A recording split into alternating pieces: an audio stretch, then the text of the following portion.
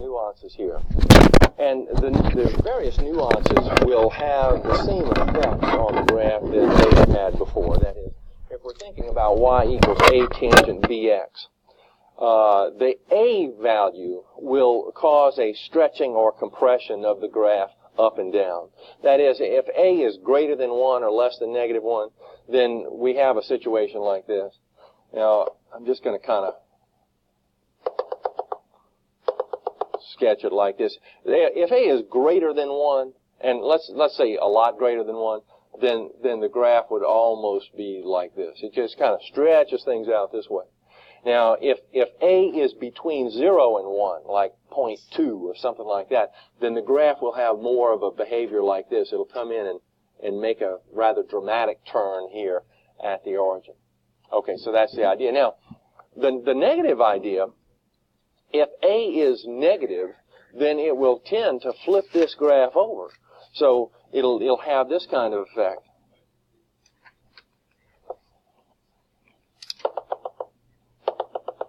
Now, if this is the basic graph, a negative 1 value for a would just cause the graph to look like this.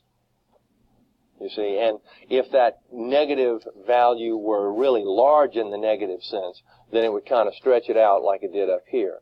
And if it were small in the negative sense, like negative 0.3 or something like that, then it would cause it to be a little squattier, kind of like that. Okay, so that's the effect of A, and it's kind of what we expected from our study before. The B value behaves in much the same way that the B value in this position did with sine and cosine, and to calculate the period of the equation that we're dealing with, we just take the normal period and divide by that coefficient. And that's what we did before. It was 2 pi over b before. It's just pi over b here because the normal period is pi.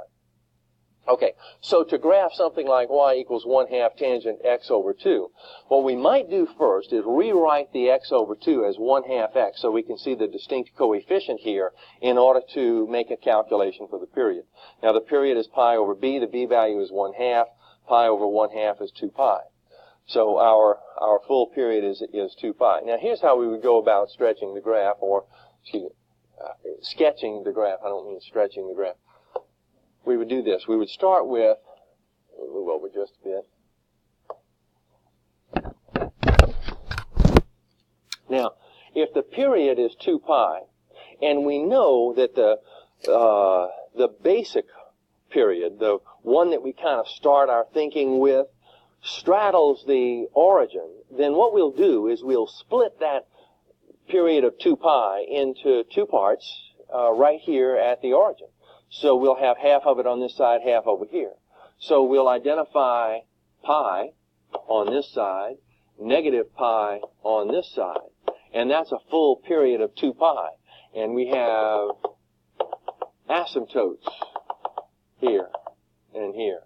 Okay, and now it's just a matter of drawing the graph, and if I'm going to try to draw this sort of correctly, and I could go into and making a table of values. I could use my calculator to calculate exact amounts for that table and so forth. But just sketching this thing, a 1/2 coefficient here will just cause that graph to come down and make a more dramatic turn.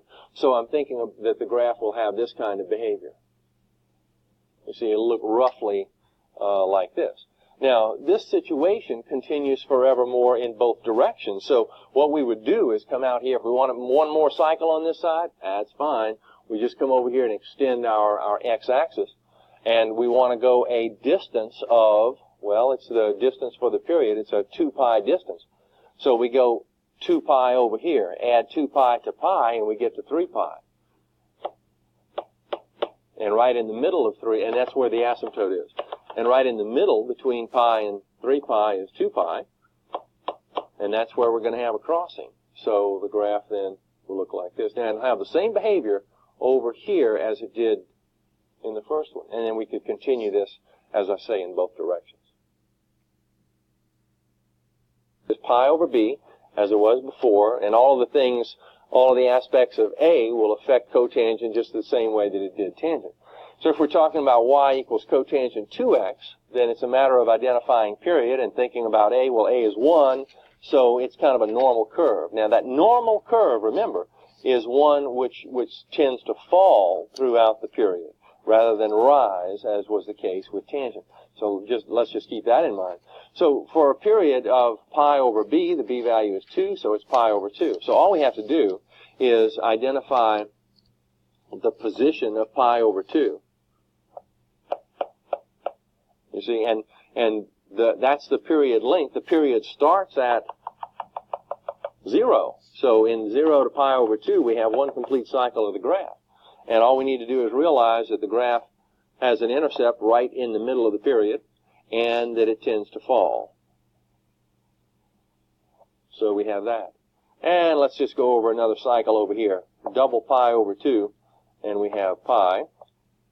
So we have another asymptote at pi, and we have another curve. And back this way, I could do another one. I guess I'm doing this just because I like to. Okay. And continuing on in both directions forevermore. This one is a little more complicated. We have y equals negative 1/2 for the a value, cotangent x over 3. I would rewrite the distinct coefficient of x here as 1/3 x. Now, that way we can identify the length of the period. So it's pi over b, or pi over 1/3, which is 3 pi. All right, now, we'll talk about the effect of a in just a minute. But to set up the graph, we do this. We just say, okay, our cotangent curve is basically starting here. And by the way, we're not talking about phase shifts here just yet. We're going to save that for another time. And there are such things as phase shifts here with tangent and cotangent, but we're just not discussing them right here at the moment. Okay, we're starting here at 0 then, makes it real easy. We go over to 3 pi. Well, let's say that 3 pi is right here. And we have another asymptote. You see, and over here at 6 pi, we have another one.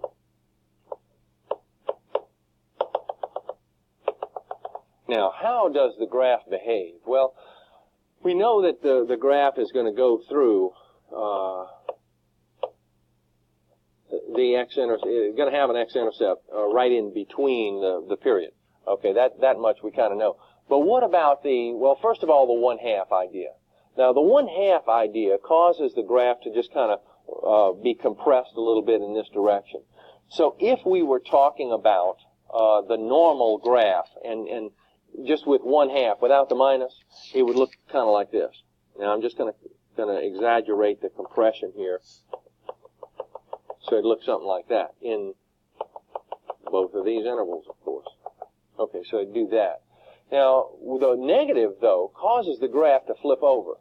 You see, now imagine this graph just flipping over on the coordinate plane, and so it would have a behavior like this. You see, and like this in this interval. Looks a lot like the tangent curve, but that's kind of naturally going to happen. It happened with sine and cosine. It's going to happen here with tangent and cotangent, as we would probably expect. Okay, consider this problem. Looks really complicated. It's y equals 2 cosecant of all of this business. Well, all we do is think about its reciprocal function, the related reciprocal function. Now, let's see. The reciprocal of cosecant is sine. Okay, so we write y equals 2 sine of same binomial. And we go through the analysis process for sine.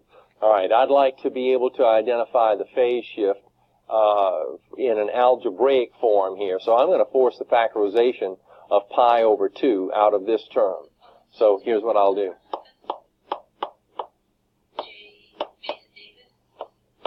I'm going to snag pi over 2 out of this, leaving x, and snag pi over 2 out of that, and it leaves 1. So we have this. Now, we just analyze the graph as we did before. The amplitude is at the absolute value of 2, which is 2. The period is 2 pi over b, but the b value is pi over 2. So it's 2 pi over 2. That turns out to be 4. The pi's go out here. A little bit of an unusual situation for these graphs. Then we have a phase shift corresponding to this number, but in a direction we don't expect. We see -1, so the shift is to the right 1. So phase shift 1 to the right. Now we just march over and we construct the graph according to this information. Now when you start the graphs of these, you can almost start with the same kind of template every time. You just have a coordinate plane and you make some equal marks on your x-axis, and then just have a horizontal dotted line above and below, same distance above and below the x-axis, and that's going to be your amplitude lines. So when we see that the amplitude is 2, then we'll just mark this as 2 and this is -2. All right, now we have a period of 4. So let's see, 1, 2, 3, 4. So this is the interval over which we will have one complete cycle of our graph. But we have a phase shift, and the phase shift is 1 to the right. So we just shift this whole interval 1 to the right. Boom. Now this was 4, and when we go 1 to the right, we end up at 5, and this is where 1 was. So our graph is going to have one complete cycle between 1 and 5. Now notice that we have markings, in the important spots for the sine curve. So we start the sine curve at the intercept. We go to the top of the amplitude. We go back to the intercept. We go to the bottom of the amplitude, and we go back to the intercept. So the graph looks like this.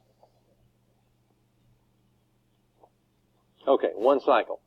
Now we might continue the cycle a little bit in both directions. So certainly we would want to continue the cycle back this way, at least to the origin. So we would continue the cycle back to this spot. And we may need to go back a little bit further in some situations, because in some problems there is a definition for the domain of a particular function. We might want to define this function or graph it from -2 pi to 4 pi or something like that. So you have to just extend your graph in either direction, maybe both, to accommodate that. But let's see, to continue the situation, every one of the marks is a significant point graphically. So let's see, at this mark we would go to the top of the amplitude, back to the intercept, bottom of the amplitude, intercept, top of the amplitude, intercept, and I'm out of room here.